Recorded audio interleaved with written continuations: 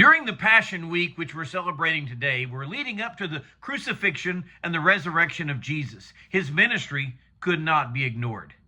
Good morning. This is Pastor Ernie Lewis of the Blue Point Church in Sisney, Illinois, with your thoughts from God's Word for Wednesday. You know, on Monday of this special week during Jesus' ministry, he returns to Jerusalem to teach them. One of the first things he saw was the terrible way that they had been using the temple. It says in Luke chapter 19 and verse 45, "Then he went into the temple and began to drive out those who bought and sold in it, saying to them, 'It is written, my house is a house of prayer, but you have made it into a den of thieves.'" We know from the Old Testament scriptures that the temple was built to house the very presence of God. It had specific areas for giving a sacrifice in honor and worship of the Lord. And we read several places in the New Testament where someone was heading to the temple to pray.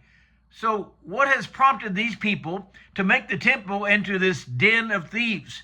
You know, there will always be those who seek to profit from some others around them.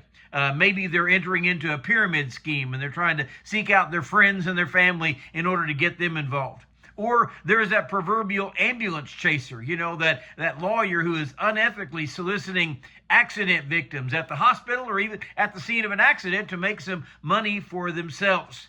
Well, they tell us that this was the case in the New Testament era at the temple in Jerusalem. Since pilgrims were traveling sometimes long distances to worship at the temple, they found it difficult to bring their lamb or their dove or whatever to sacrifice. And some sleazy merchants had sought to make money off the misfortunes of others. Now, if you need a dove or a lamb or even some grain for your offering to God, you could purchase it on the grounds of the New Testament temple in Jerusalem. First of all, this negates the command to give of your very best to God. You know, since the call was to give that lamb from your flock that was without spot or blemish. The second problem became the entrepreneurship of those in Jerusalem who were selling the sacrifices. They were catching people at a difficult time who really needed a sacrifice, and they would probably overcharge them for their animals and their objects of sacrifice. Also, there were these wares that they sold them were not the finest of the flock. Again, they caught people with a great need to provide a sacrifice, and they sold them whatever they could come up with from the surrounding countryside.